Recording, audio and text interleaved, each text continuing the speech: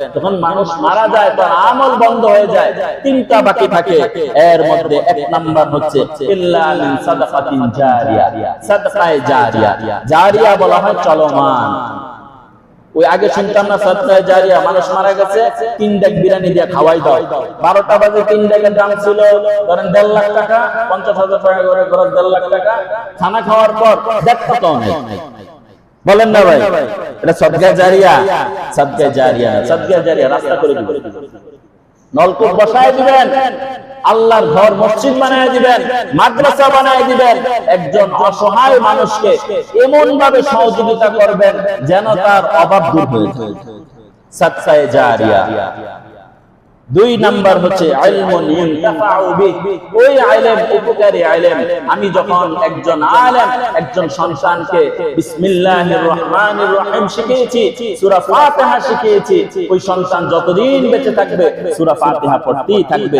আমার কবর হয়ে যাবে, সে কোরআন শিখবে, ওই কোরআন পড়তে থাকবে, আর কবরের মধ্যে সওয়াব বসতে থাকবে।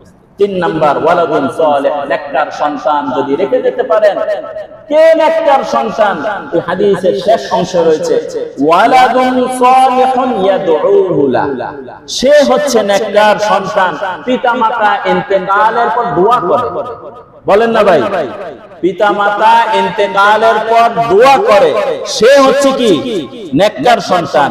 আজকে চিন্তা করেন তো, আপনি কি এমন ওয়ারিস রেখে যাচ্ছেন যে আপনার ইন্তেকালের পর আপনার সন্তান আপনার জন্য বলবে রব্বির হামহুমা কামা রব্বায়ানি সগীরা?